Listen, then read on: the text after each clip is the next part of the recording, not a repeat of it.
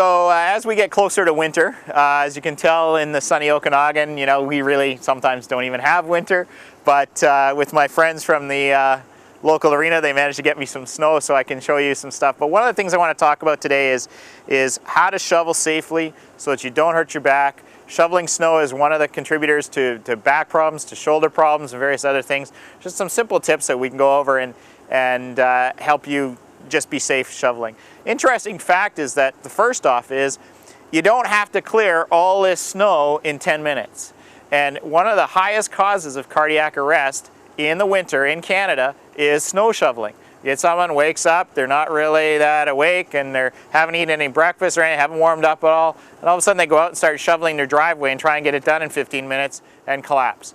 So one of the first things is pace yourself. Take your time. Don't worry about getting it done in 10 minutes. If there's a rush, clear a lane for your car and then come back and do the rest later. So, second point is the type of shovel you use. There are various different shovels. There's contour shovels that are now made. There's straight arm shovels. There's scoops. There's flat. There's push shovels. So you want to have a variety. First off, if you have a big driveway, have a variety. The second thing is get one that feels comfortable for you. I find the contour shovels for me aren't comfortable, and they tend to hurt my wrist because of the angle of the wrist, but I also broke this wrist in the past, so it doesn't really work for me. I find a straight arm shovel works a lot better. Second thing is, how much snow are you carrying? So when you're shoveling, you only want a little bit of snow so you can actually throw it out of the way. But you don't want to end up with a huge amount of snow so that you can't even lift it. Now you're putting strain on your shoulders, strain on your back, and it ends up that you're going to hurt yourself. So same thing, just a light amount.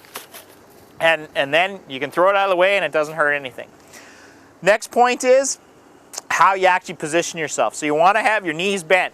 Use the big mover muscles of your back and your glutes and your shoulders so that you're spreading the load out and using the big mover muscles that you need. So down low, stable base, take a little bit of snow, and then throw it away.